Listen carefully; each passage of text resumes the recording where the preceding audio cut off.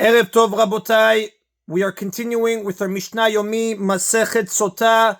We are up to Perek Chet, Mishnah Gimel. Today's Mishnayot should be Le'ilu Nishmad, Neria ben Svetlana Ranbayev, Eliyahu ben Burcha Israelov, Chana ben Miriam, Sason ben Raya, and Yoshua ben Shifra, Menuchatam began Eden, Amen, and Avdi ben Chaim lechaim, v'derifua shelemav, Daniel Shalom ben Rosa, betoch shah Cholei Israel. The Mishnah now lists soldiers who, though resembling those mentioned in the previous Mishnah, are not exempt from fighting. Ve'elu she'enan chozrin, and these are the ones who do not return home but must fight. Haboneh bet shar achsadra milpeset, one who builds a gatehouse, a achsadra, or a gallery. A gatehouse is a small structure in front of a courtyard gate. It shelters the gatekeeper and is used by the residents to enter and exit the courtyard. As the Rashi explains on the Gemara in Sotah, page 43a, a achsadra is an entranceway in front of a house, I guess what you would call a porch. Milpeset is a gallery, a long porch that runs along the length of the upper story of an apartment building, and the residents enter their apartments from the gallery, as Rashi explains in Masechet Sukkah, page 3b. Now again, one who builds these structures, because they are unfit to live in, they are not considered houses, and therefore the soldier is not exempt, he must fight. Now the Gemara explains on page 43a that this is the reason why they are not exempt, and although a gatehouse provides shelter, it is fit to be used for that purpose only temporarily, therefore it as well is not considered a house. One who planted only 4 fruit-bearing trees or 5 non-fruit-bearing trees is not exempt because they do not form a vineyard.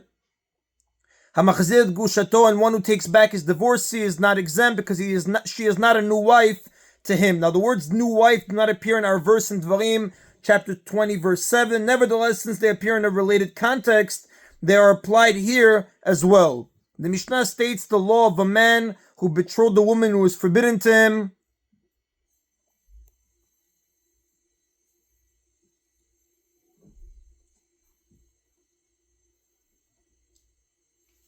Almana leChohen Gadol, in the case of a widow married to a Kohen Gadol.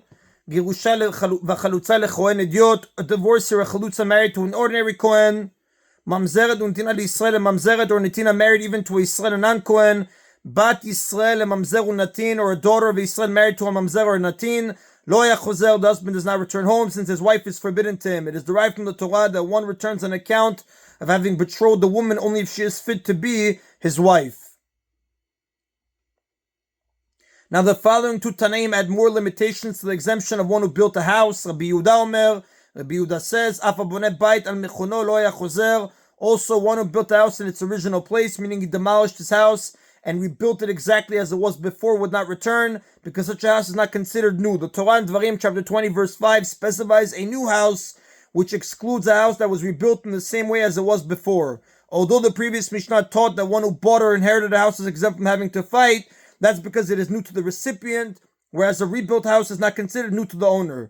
The first Tana disagrees with Rabbi Yehuda. In his view, even a house rebuilt as before is new, and so someone who built such a house is exempt from fighting, as the Rambam explains in his commentary to the Mishnah. Rabbi Eliezer says, Ava boneh bet levenim basharon lo yachozer. Also, one who built a house of bricks in Sharon would not return, because such houses are not sturdy and last only a few years. The earth of Sharon, an area in Eretz Yisrael, was not good for making bricks. Houses built with these bricks did not last and had to be rebuilt twice every 7 years. Since such a house is only temporary, one who builds it is not exempt from having to fight. The first Tana disagrees with this opinion as well, ruling that since a house in Sharon is fit to live in for a few years, one who built a house there is exempt.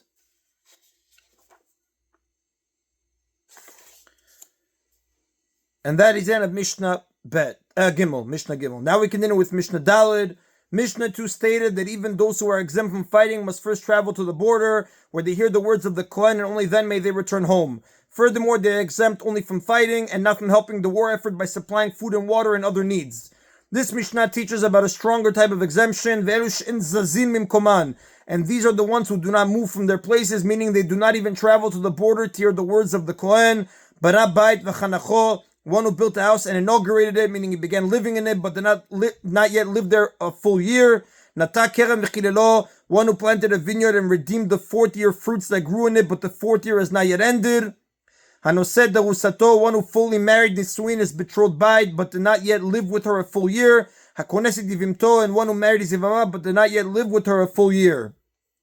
Now the Mishnah states the biblical sources for these exemptions. Shenemar, for it is stated, Nakiye lebeto shana echad, he shall be free for his house for 1 year, and he shall gladden his wife that he has taken. This is in Dvarim, chapter 24, verse 5.